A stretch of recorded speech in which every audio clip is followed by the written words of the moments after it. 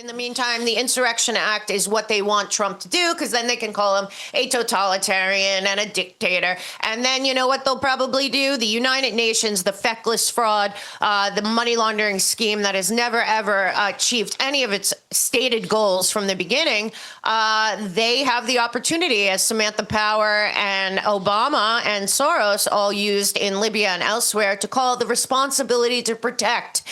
So they're setting up to make it look like Trump is the problem. He's not. The problem is that we have globalist-funded entities and people in positions of power that are purposely trying to collapse the United States. If you can't see that, then you don't have your glasses on. In the meantime, I do want to remind people, as we hear about the Insurrection Act, that the Insurrection Act has actually been invoked 30 times by 17 different presidents. 37% of American presidents have invoked the Insurrection Act. It was invoked to deal with rebellions and uprisings. Examples: armed groups openly defying federal law, state or local authorities could not or would not enforce federal law, violence or organized resistance threatened the authority of the federal government, courts were blocked, taxes couldn't be collected, and officials were attacked, not to mention calling it when we were trying to desegregate the South and in the LA riots. So it's not uncommon, but don't forget, the whole idea of the insurrection, and January 6th connects back to it, is that they came up with the idea of calling January 6th an insurrection before January 6th. That was coming out in some of the hearings yesterday, and two days ago. And I just want to say, this is all part of the optics of creating the global idea that Donald Trump is somehow the problem. Donald Trump is not the problem. The problem is the infiltration, the fraud. And as the fraud unfolds, because Minnesota might be first, but when they do the audits there, it's going to connect to the same NGOs in California, New York, Illinois, probably Texas, Florida, everywhere. And it will start to unravel. Let's take a listen. You know, I just wanted to say that as it relates to, the Insurrection Act, what the federal government has to do is protect the people, right? It's national security. Right, national security. But, we're talking about quality of life. We're talking about safety and security. We're talking about massive fraud. And, okay.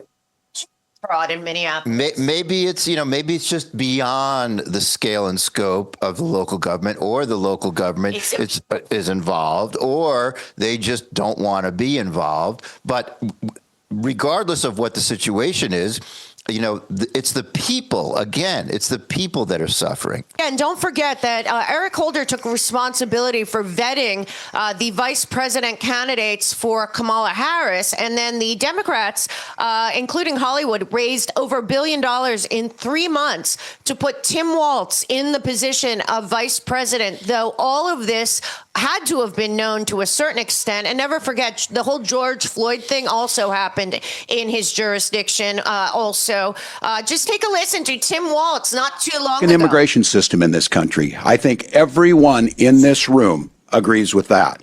But nothing Minnesota has done to serve its own people stands in the way of the federal government managing border security and policies. While you've convened this hearing to explore the issue of so-called sanctuary states, Minnesota is not even a sanctuary state. Minnesota legislature has passed no such bill making Minnesota a sanctuary state, and I have signed no such law. Minnesota cooperates with federal authorities in a number of ways. When there's a convicted felon in our prisons, we ask about their immigration status and share that information with the Department of Homeland Security. We also cooperate with Homeland Security requests when there's a judicial warrant and when due process has been afforded by our Constitution has been served. But enforcing immigration law is not the role of local and state governments. The fact is, Congress has given federal agencies the authority to enforce immigration laws across this country. That includes Minnesota, and I support them doing so. It's the federal government's job to secure the border. Oh, wait, what? And that was in June of 2025. Well, what's happened since, you big giant fraud? Make sure you tune in to Mel K in the mornings at 12 Eastern every single day. We are doing a daily news show that'll keep you up to date with the things you're not getting anywhere else. The Mel K in the morning show is your place to get morning news daily. Whispers of freedom loud in the night, anonymous fighters ready to ignite. They hack the code, crack the chains, endless courage runs through their veins. Dancing in the digital light they go, for justice and truth their actions flow. Riding on the waves of bytes and bits, anonymous Americans never quit. With every click they defy the line.